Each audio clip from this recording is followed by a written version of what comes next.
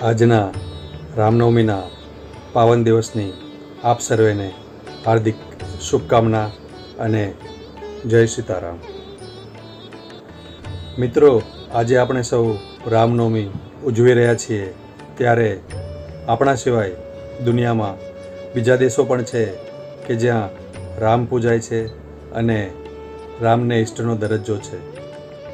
તેવા દેશોની વાત કરીએ તો તેમાં ઇન્ડોનેશિયા, કંબોડિયા, થાઈલેન્ડ વગેરેનો સમાવેશ થાય છે. બીજા એક અહેવાલ પ્રમાણે નાસાના પ્લેનેટોરિયમ સોફ્ટવેરમાં જ્યારે રામજીની જન્મકુંડળી ચેક કરવામાં આવી ત્યારે તે અરાઉન્ડ 7000 BC વર્ષો પહેલાંની તારીખ જાણવા મળી.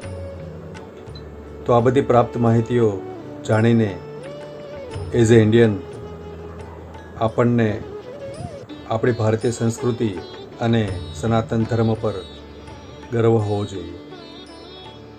રામ પર બોલું मेरी हिम्मत नहीं है कुछ, राम पर बोलूँ मेरी हिम्मत नहीं है कुछ, तुलसी ने वाल्मीकि ने छोड़ा नहीं है कुछ, तुलसी ने वाल्मीकि ने छोड़ा नहीं है कुछ.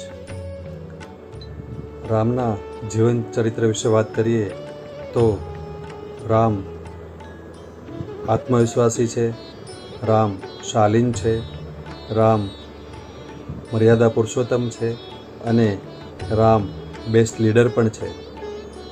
રામની આ બધી સ્કેલોની જરૂરિયાત તો આજના ફાસ્ટ યુગમાં પણ છે, જે આપણે તેમના જીવન ચરિત્ર પરથી શીખી શકીએ છીએ.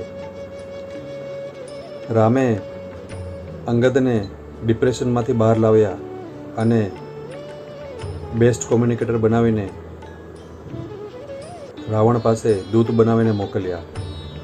કવિ કહે છે, राम गृहस्थ भी है और संत भी, राम राजा भी है और तपस्वी भी, राम मानस भी है और गीता भी, राम जीवन भी है और मुक्ति भी, राम युग भी है और पल भी, राम युग भी है और पल भी, राम आज भी है और कल भी, राम आज भी है और कल भी.